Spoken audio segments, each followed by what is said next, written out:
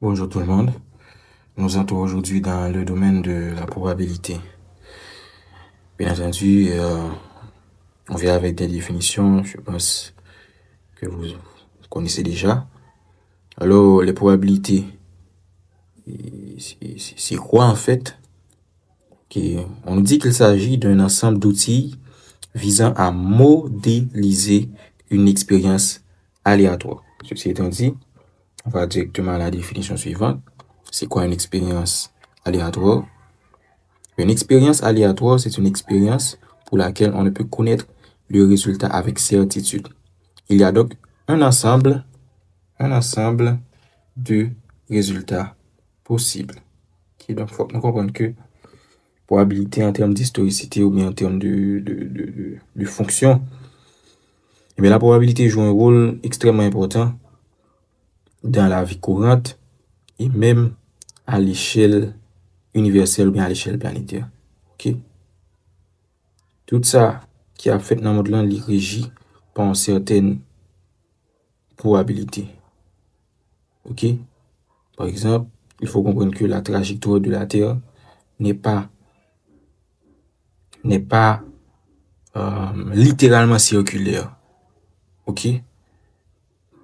Et justement, ça dépend d'une certaine probabilité de positionnement de certains astres ou bien de certaines étoiles par rapport à la Terre. Parce qu'il faut comprendre en réalité qu'il n'y a pas que le Soleil qui exerce une force sur la Terre, il y a aussi les autres planètes qui exercent une force sur elle. OK? Quand je prends un supermarché, par exemple, un supermarché, eh bien, l'ensemble des gens qui viennent justement au supermarché,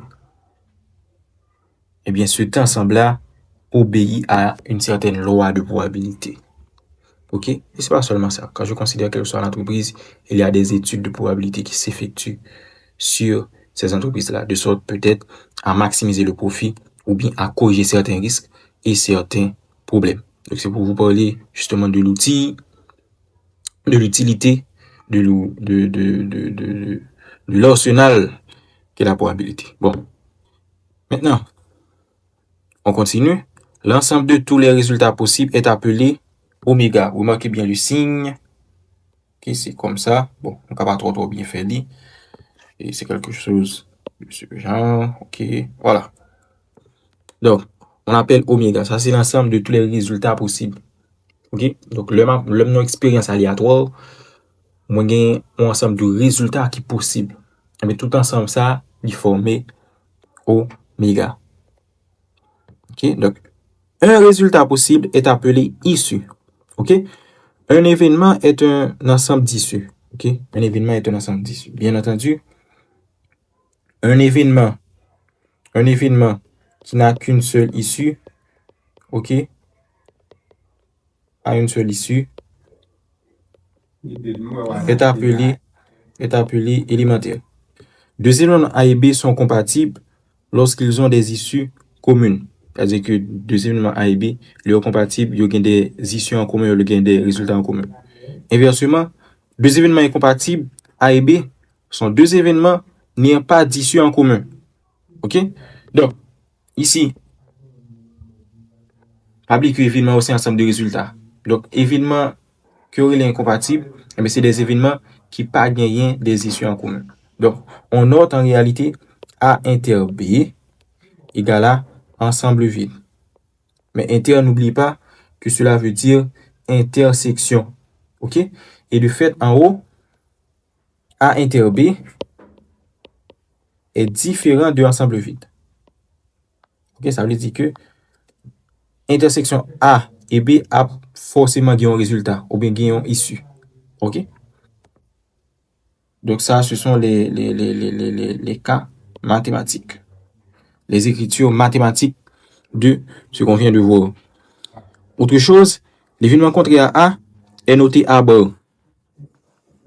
C'est l'événement tel que A bar inter A égale à ensemble vide et A bar union A égale à... Non, pas ensemble vide ici. Égale à oméga ici. A bar union A égale à oméga. OK? Donc cela veut dire quoi? Et avant que nous fassions propriété, bien sûr, cela veut dire que si par exemple je considère celui-ci comme l'ensemble oméga, eh bien, si ça pour nous, c'est l'ensemble A, alors, remarquez bien, le reste de l'ensemble ici sera noté A bar. OK? Donc, A bar, c'est tout élément qui n'a ensemble oméga qui pas dans A. OK? Donc, A bar, c'est l'événement contenant tous les éléments d'oméga qui ne sont pas dans A. Donc, c'est la raison pour laquelle ici, et vous remarquez bien, donc A inter A bar, c'est ensemble vide. Il n'y a pas d'intersection. Par contre, A union A bar, il est tout égal avec oméga. Ça veut dire que deux ensemble, ça au moins uni, forcément, il y a moins ensemble total là qui c'est. Merci.